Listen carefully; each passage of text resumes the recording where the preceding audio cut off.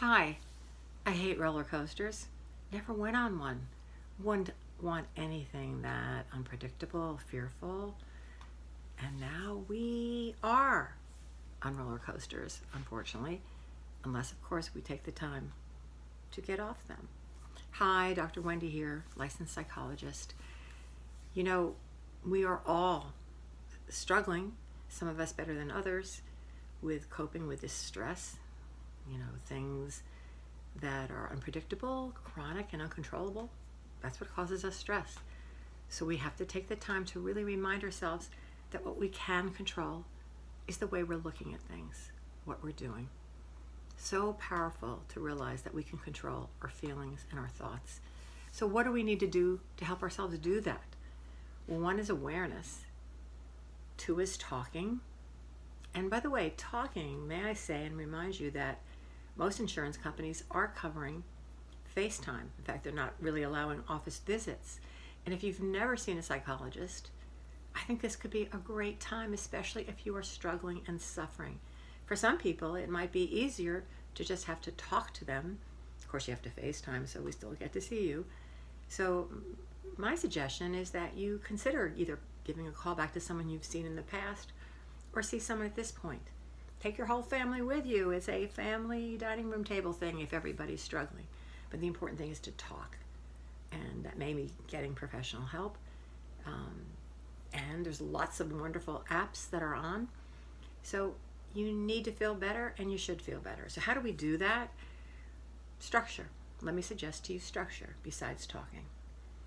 Having a routine. You've got a lot of time on your hands. Even if you're working, you still have much more time on your hands.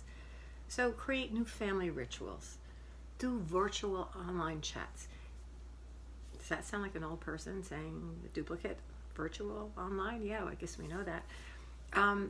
Because, by the way, I'm obsessed with being an old person because they just told me I was and I had no idea. So again, thoughts really bother us. Make sure you limit a little bit what you're listening to, how often you are, unless it's fun. The other interesting thing I wanted to mention today was boundaries. When you hear the anxiety of others, and by the way, I think what I've been hearing among friends and colleagues and patients has been anger. And I think sometimes when the fear is overwhelming, we transfer it into anger. Anger is more manageable. It gives us a different arousal system, one in which we have passion over versus fear, which just creates us out of control. So be careful when you're hearing the anger of other people or even seeing it in yourself. And when I say boundaries, I mean, it's kind of interesting. Social distancing is kind of a healthy boundary because it doesn't say, it says physical distancing, not social distancing. And that's the clarification.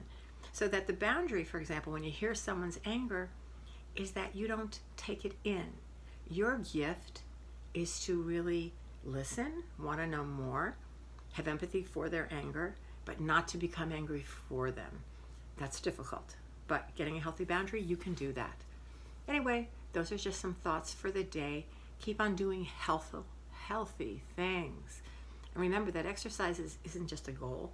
It's really something that helps you feel better in the few moments, 8 minutes after starting exercise, your mood is better. It's biochemical. The other thing is mindfulness. That makes you feel better. It makes you focus on the now, not the fears. Anyway, a couple of thoughts for the day. Take good care. And what are you watching? Take care. Bye.